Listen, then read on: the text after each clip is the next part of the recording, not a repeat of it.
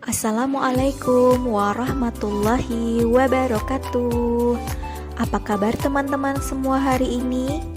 Semoga teman-teman semua hari ini dalam keadaan yang sehat walafiat. Hari ini hari yang sangat istimewa ya teman-teman, karena hari ini adalah hari Jumat yang penuh dengan berkah insya Allah. Banyak sunnah-sunnah Rasulullah yang bisa teman-teman lakukan di hari ini. Salah satunya, teman-teman bisa memotong kuku hari ini, bisa bersedekah, bisa membersihkan diri, dan nanti bisa sholat Jumat bagi yang laki-laki. Pada kesempatan hari ini, Ustazah akan menyampaikan hikmah pagi terkait dengan adab makan dan juga minum. Ustazah yakin ya, teman-teman setiap hari pasti makan dan juga minum, karena itu merupakan kebutuhan bagi teman-teman. Tetapi yang perlu diperhatikan adalah adab ketika makan dan juga minum. Karena tidak sembarangan ya teman-teman ya, ketika makan ada hal-hal yang tidak boleh teman-teman lakukan. Contohnya ketika sedang makan, tidak boleh sambil berdiri atau tidak boleh memakai tangan kiri. Nah, nanti Ustazah akan contohkan satu persatu ya teman-teman ya, apa saja sih adab ketika makan dan juga minum. Yang pertama, adab ketika makan dan juga minum adalah memakan makanan dan minuman yang halal. Harus yang halal, tidak boleh yang haram. Saya beri contoh ya, makanan-makanan yang halal. Misalkan nasi, roti, jagung, dan masih banyak makanan-makanan yang halal yang lainnya. Untuk minuman yang halal juga ada banyak sekali ya teman-teman ya. Teman-teman pasti sering mencoba minuman yang halal, misalkan air putih, es teh, es jeruk, atau es krim. Nah, tetapi ada makanan dan juga minuman yang tidak boleh teman-teman makan atau minum. Saya beri contoh, makanan yang tidak boleh teman-teman makan adalah daging babi, darah, bangkai hewan. Itu beberapa contoh makanan yang tidak boleh teman-teman makan. Lalu minuman yang haram atau yang tidak boleh teman-teman minum, contohnya adalah minuman keras, khamr. Itu tidak boleh ya teman-teman ya, karena masih banyak sekali makanan dan minuman yang Allah ciptakan untuk kita yang nikmat, lagi lezat untuk teman-teman makan dan juga minum. Lalu yang kedua, adab ketika makan dan minum yaitu mendahulukan makan daripada sholat jika makanan telah dihidangkan. Maksudnya bagaimana ya Us?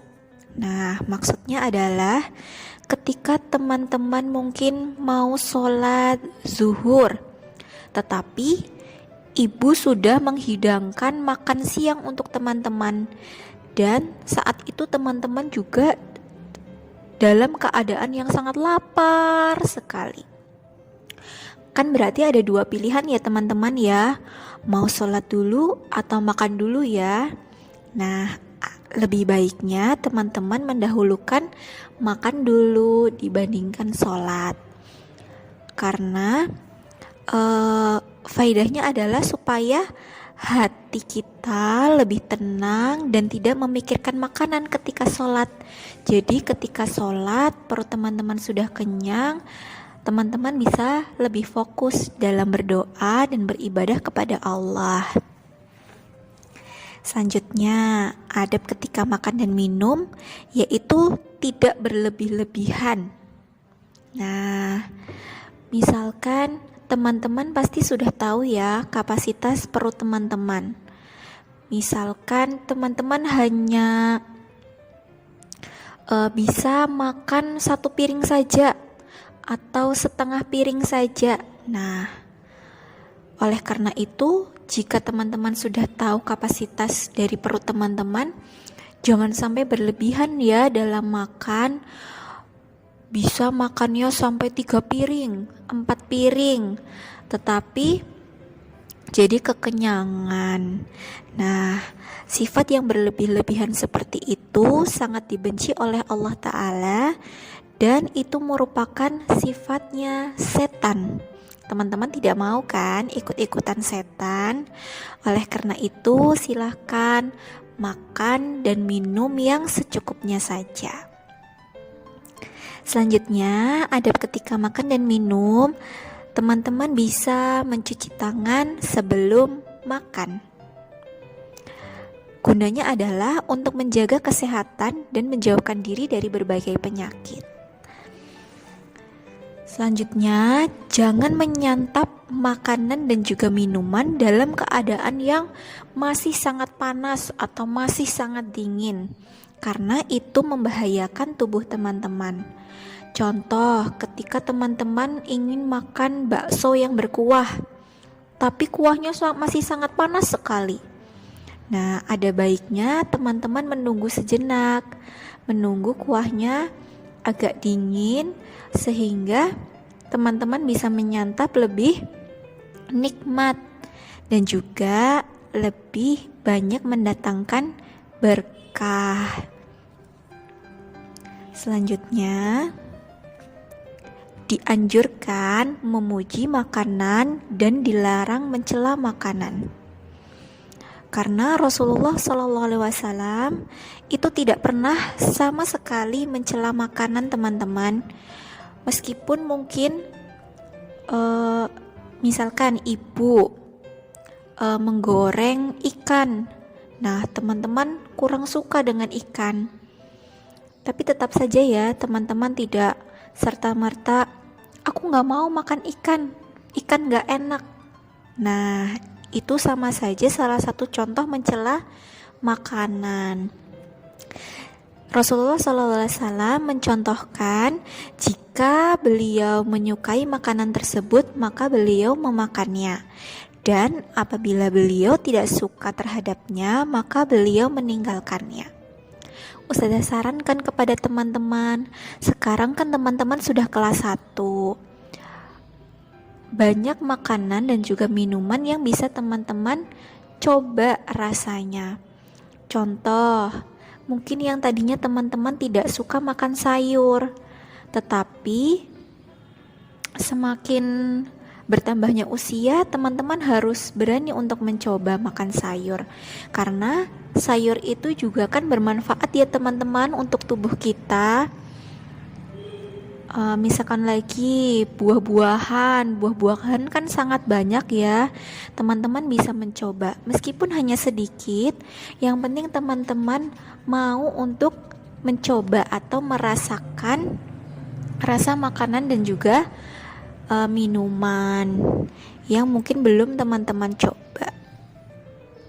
Selanjutnya, jangan lupa ketika sebelum makan dan juga minum, teman-teman harus membaca basmalah terlebih dahulu. Gunakan tangan kanan untuk makan dan juga minum. Dilarang menggunakan tangan kiri. Rasulullah Shallallahu Alaihi Wasallam bersabda, apabila salah seorang dari kalian makanlah dengan tangan kanan dan minumlah dengan tangan kanan, karena sesungguhnya setan makan dan minum dengan tangan kirinya. Jadi jangan sampai ya ikut-ikutan setan makan dan minum dengan tangan kiri, itu tidak boleh. Dan yang terakhir, ketika makan dan juga minum dianjurkan untuk sambil duduk, tidak boleh sambil berdiri. Jadi itu adalah beberapa adab ketika makan dan juga minum. Nanti bisa teman-teman praktekkan di rumah. Oh iya, aku kalau makan harus pakai tangan kanan. Aku harus berdoa terlebih dahulu. aku tidak boleh makan sambil berdiri, begitu ya. Semoga teman-teman bisa mengamalkan adab ketika makan dan minum yang sesuai dengan apa yang Rasulullah Shallallahu Alaihi Wasallam contohkan kepada kita. Mungkin cukup begitu hikmah pagi yang dapat Ustazah sampaikan. Semangat untuk hari ini. Silakan nanti bisa melanjutkan aktivitas di hari Jumat yang insya Allah penuh berkah ini. Begitu ya teman-teman. Ustazah akhiri. Wassalamualaikum warahmatullahi wabarakatuh.